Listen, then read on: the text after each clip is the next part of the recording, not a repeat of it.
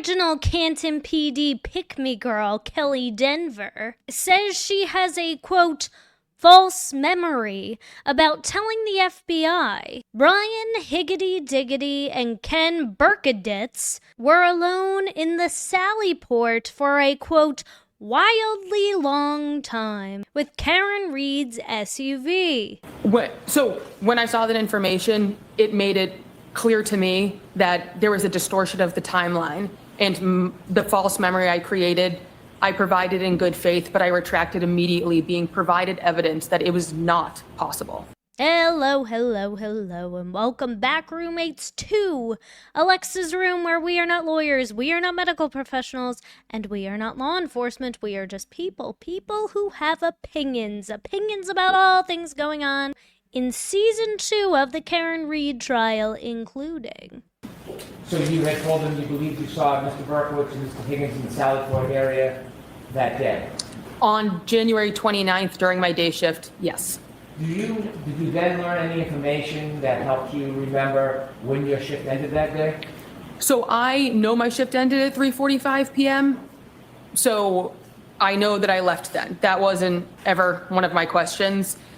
The defense released a timeline right prior to the first trial that the vehicle on that day did not arrive in the Sallyport until about an hour and a half after I left, meaning it is not possible that I saw that. When you saw this information, did you think about your memory? You know, I have a lot of false memories too, like that time my wife and I went to see Breaking Benjamin and we ended up staying after their set to watch all of Stain's set. Now this eager beaver, Kelly Denver, or as she insists we refer to her as Kelly Dever, was the patrol officer who was tasked with manning dispatch in the early morning hours of January 29th. And at first glance, I know, she looks like she could be another spawn of Jennifer McCabe, especially when you hear what comes out of her gob later on. However, she's not.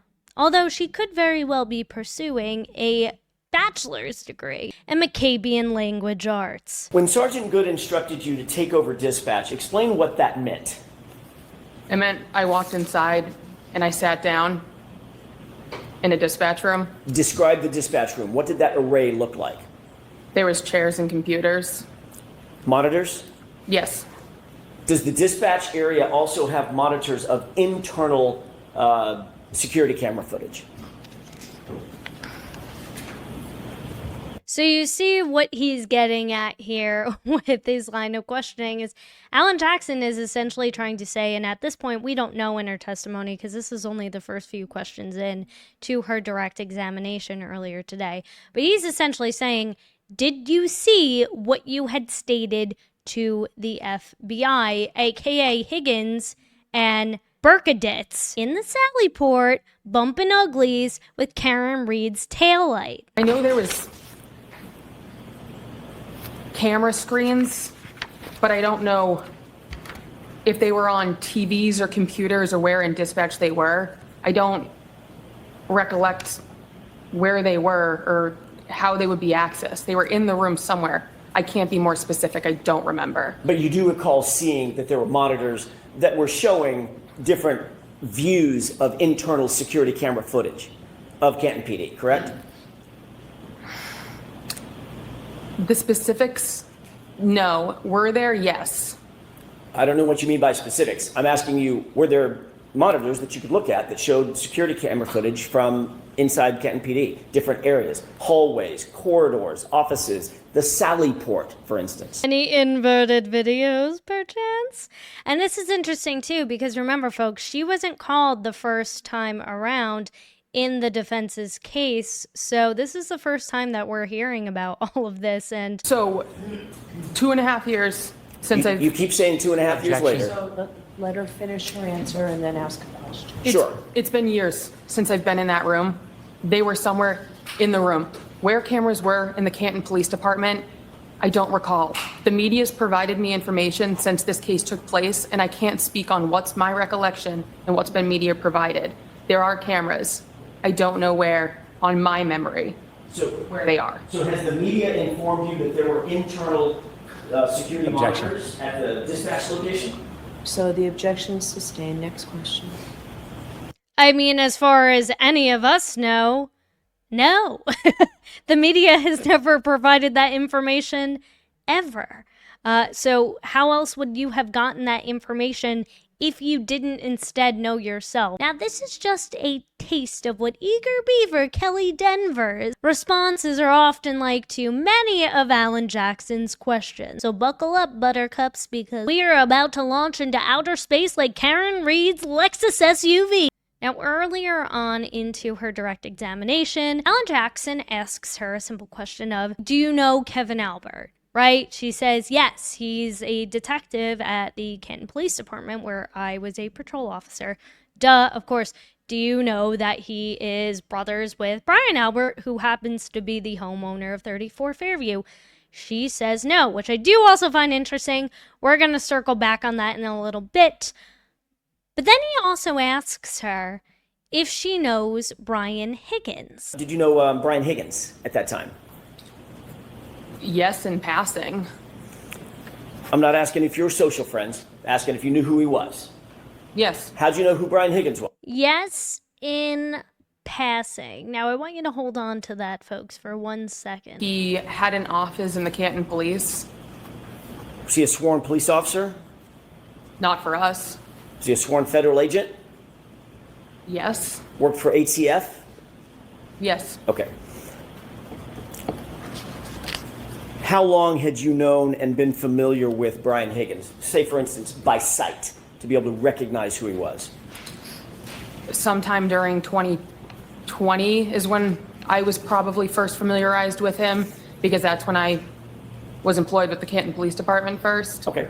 Pass him in the hallways, hi, bye, things like that. Yes. Sustained as to form, Mr. Jackson. Understood. Did you know him by sight?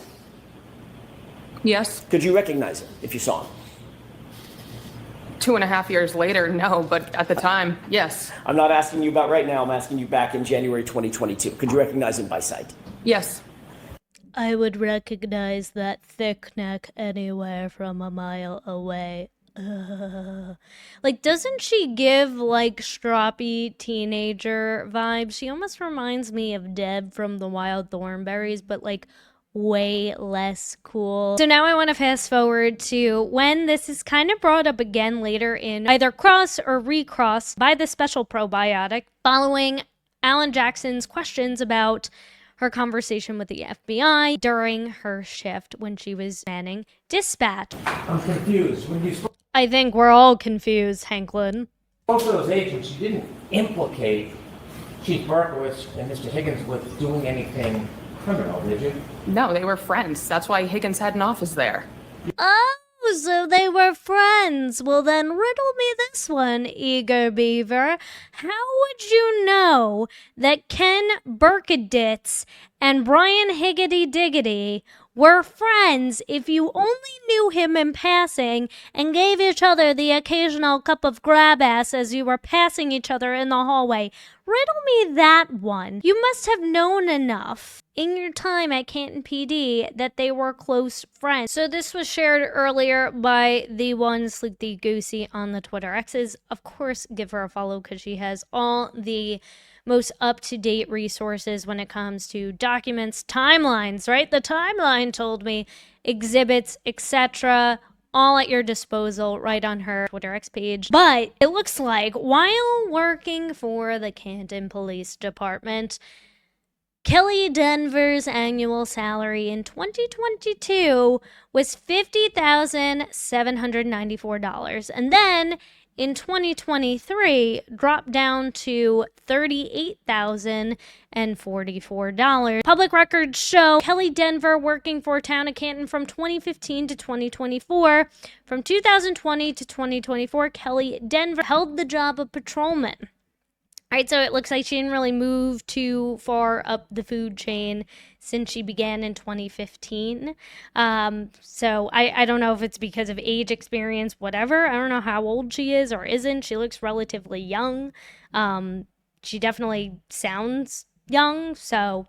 And then in year 2022, Kelly Denver's salary was 55% lower than the average patrolman salary in the state of Massachusetts. So I wonder why there was that little bit of a dip. So this is in response to what Tom DeRozier had reported that in 2023 she was employed by the city of Boston PD, which we're going to learn about in a little bit, had an annual salary of $85,733 according to public records. In 2024, she was employed Boston PD and had an annual salary of, get this one, folks, $143,562 smackaroos, according to public records. In the year 2023, her salary was 36% lower than the average police officer salary in the state of Massachusetts. And then in 2024, her salary was 7% higher.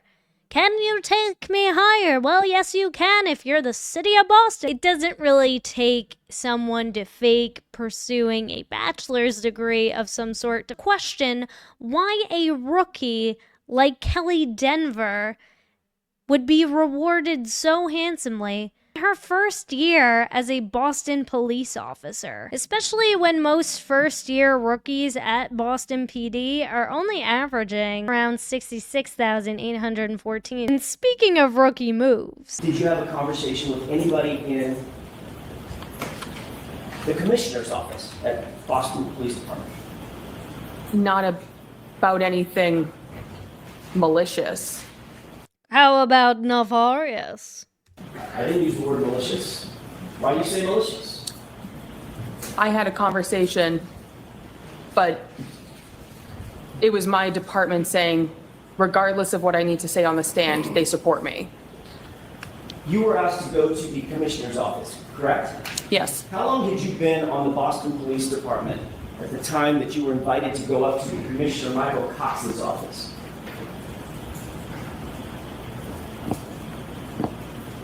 It had to have been before the first trial, so.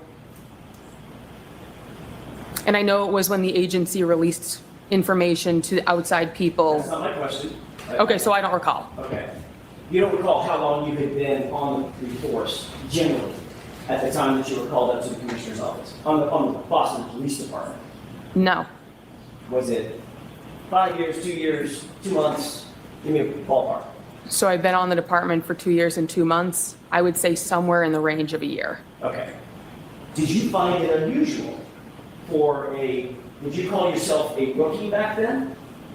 Yes.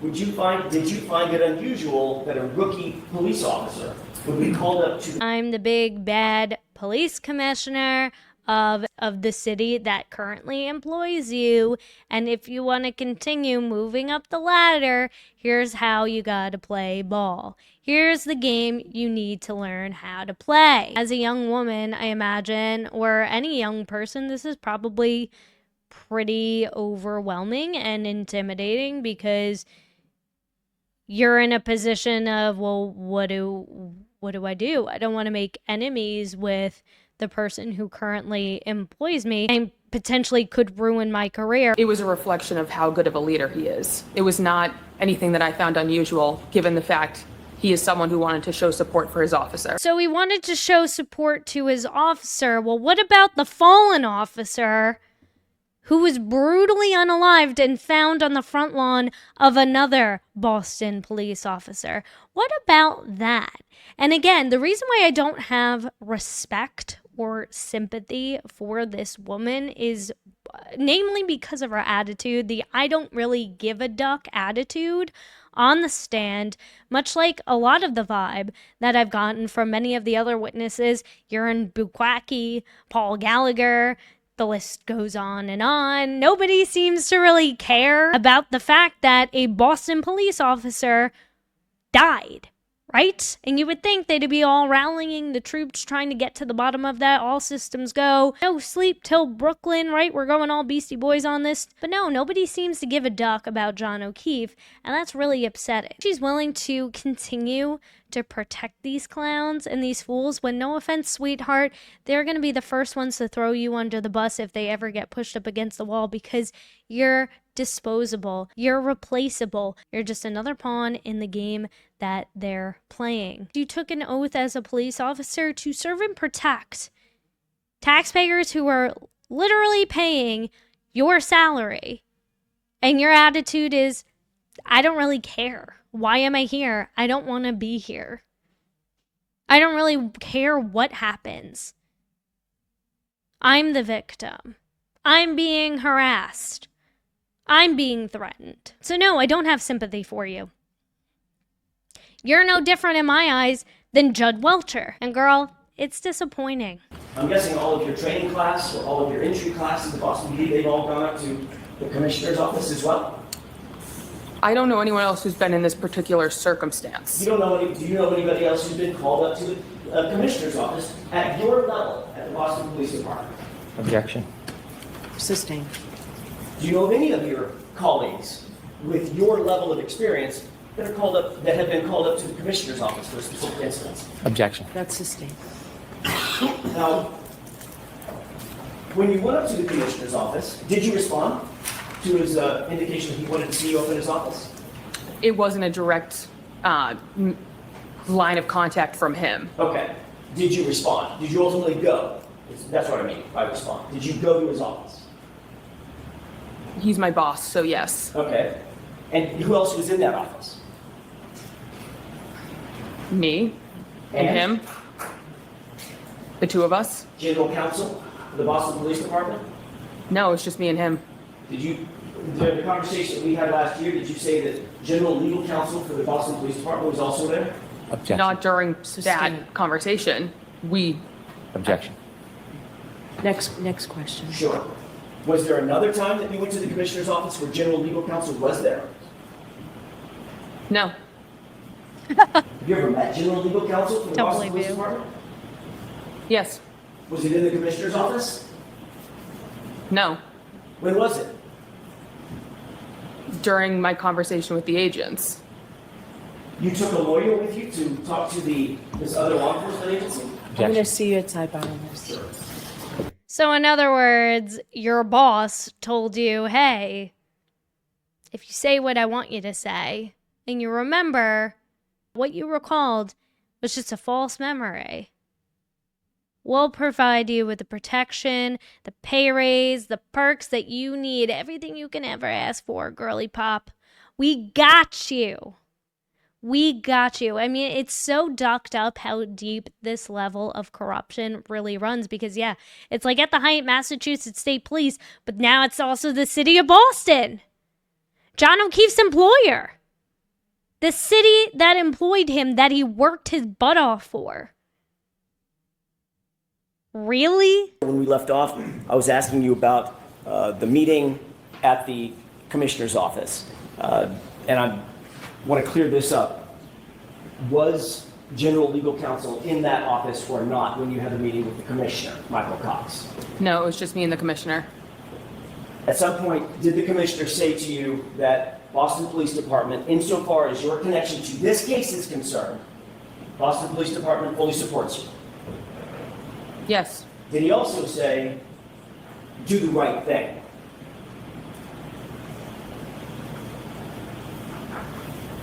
That's a direct quote, so I can't recollect if he said a direct quote 2 years ago. A year ago, when you talked to us, the defense, did you tell the defense that when you were called up to the commissioner's office, he told you two things? Commissioner Cox told you, number one, the Boston Police Department supports you, and Officer Deaver, do the right thing. So now she's gonna get extra stroppy in correcting Alan Jackson's pronunciation of her name, because how could you not remember my name? I am Kelly Denver, right? I am Kelly Denver. No relation to legend John Denver. There are no country roads here, folks. Just me, Kelly Denver, Boston PD rookie. So now she's gonna go into, well, you pressured me into stating what I told the FBI to begin with, and it's So he said my name correctly. He said Dever. And That's my mistake. Let's see, like, you want me to repeat the question so I get So, right? Mr. Jackson, let's go ahead and answer, please. yes, and he said nothing with the intent of guiding me one way or the I asked you other. what his intent was, madam. I asked you what he said She is a cheeky little madam, I'll give you that. to you. What were his words to you?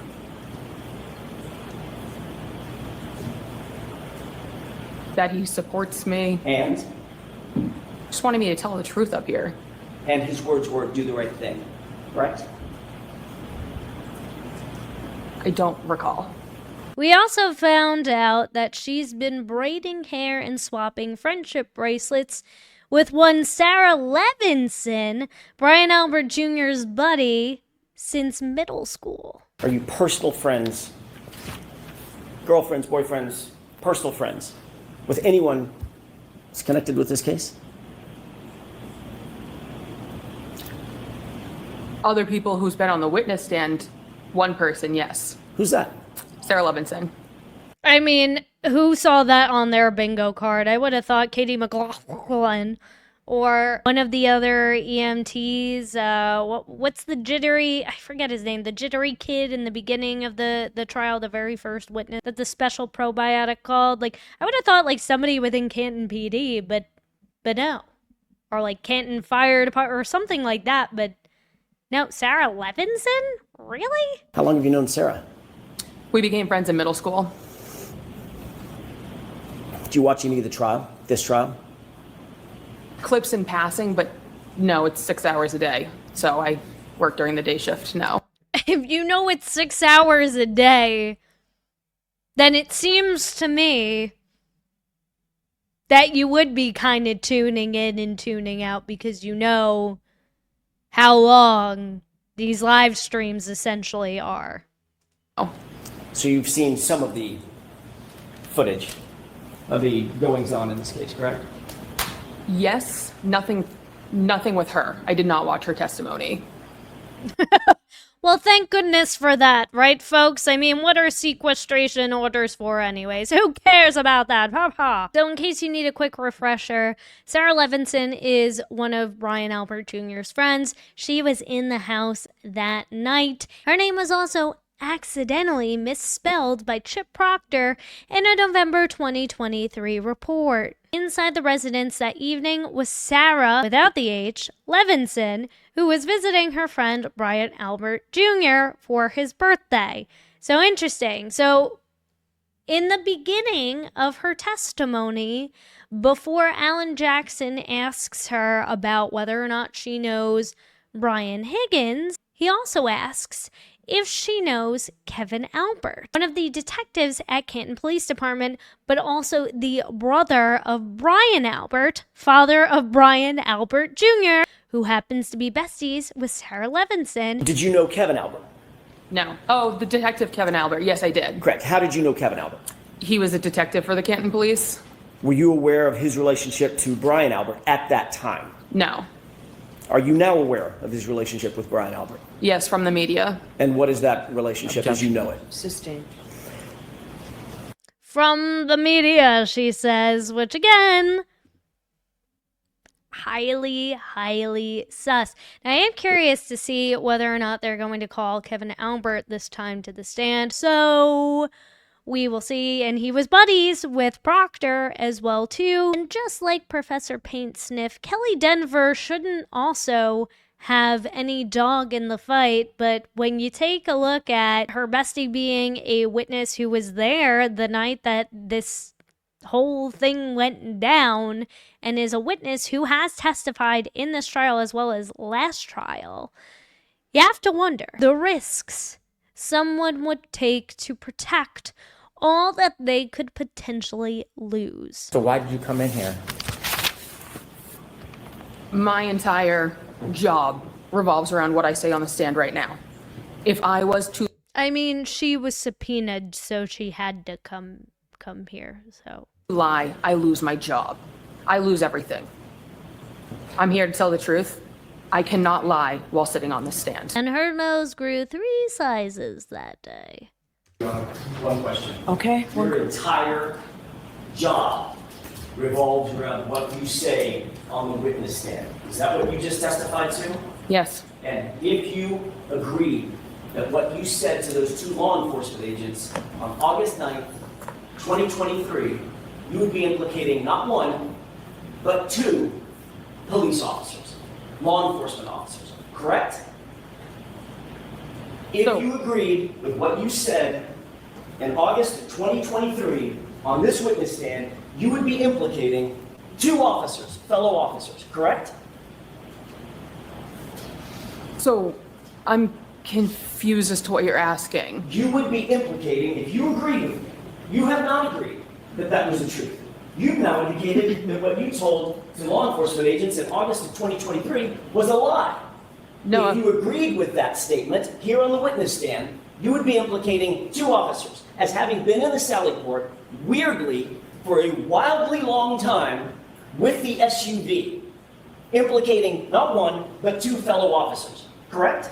That's what you would be doing.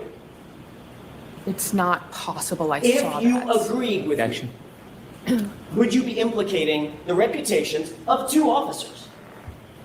If I was to lie, then yes. And your entire job revolves around what you say on that witness stand. That's what you said, correct? I'm still, That's what you just said, Officer Dever, correct? I still don't really understand the question. You just said, all I'm asking you is what you just said. I wrote it down. But Alan, the timeline didn't tell me. Somebody pull Denise from the crowd because I need some help here. Show me a PowerPoint or something. You just said, my entire job revolves around what I say on the witness stand, correct? Yes to that Thank question. you. That's all I have. Like, she gets just such, like, oh god, stroppy teenager. It's like, girl, it ain't cute. I don't know if it was ever cute. Probably not in high school. You just look like one of those friends who, like, just never had a good time doing anything. So maybe I'm wrong. Maybe you're the life of the party, but survey says probably not. You ever seen a defense attorney charge anybody with a crime? So you can seek out reporting someone for it. Have you ever seen a defense attorney charge someone with a crime, ma'am? So here she's essentially accusing teen Karen Reed of threatening her with committing perjury if she lies on the stand, which there's no evidence of, and I'm fairly certain that Team Karen Reed and these highly intelligent, highly well-respected attorneys in the industry wouldn't threaten a patrol officer, a little rinky-dink patrol officer. No offense, Kelly Denver. Personally, no. Right. The fact of the matter is, nobody ever threatened you with perjury, did they? Oh, they did. Yes. That's it. 'Cause That's I it. contacted the FBI regarding it. Oh, did you? I did. You have a report? I have an email conversation where I sent the 2 questions I had. She responded, I will pass these along. I was contacted by their legal team. They reassured me perjury was not By legal team, you mean the U.S. Attorney's Office? Okay, girl. applicable because I made a statement in good faith. Upon further information, I retracted it, corrected it, and made it clear that I could no longer say it because I knew that it was not a clear reflection of the events that took place. That's a mouthful. Yes, My question is, do you have a report from the FBI saying that you reported that someone on the Karen Reed defense team threatened to charge you, your words, with perjury? You have No. a report to that effect? no. No. So the limit then, in fact, does not exist. Girly Pop, you should have taken a chapter out of Brian Higgins' book and had your attorney sat with you right there on the stand because he did that last year. So I don't know what you think you're doing at this point, if you think you're helping this situation. but you're doing anything but. All trust, all respect for the Boston Police Department has now gone right down the Swanee. So congratulations to you, ma'am. You are a legend. So, with that being said, if you enjoyed today's content, make sure you hit that subscribe button. Make sure you hit the notification bell so you do not miss the next titillating testimony recap from me. And make sure you hit that like button because that tells the YouTube algorithm that these people are a whole bunch of liars, right? It's the news that you're not going to see reported by mainstream media because they don't give a duck. Keep having conversations about this case. An innocent woman is being framed. So if we can free Karen Reed, then we are one step closer to maybe getting to the bottom of this, which I fear we might never fully get to. But all we can do is try, right? So with that being said, thank you so much for watching, and I will see you in the next one.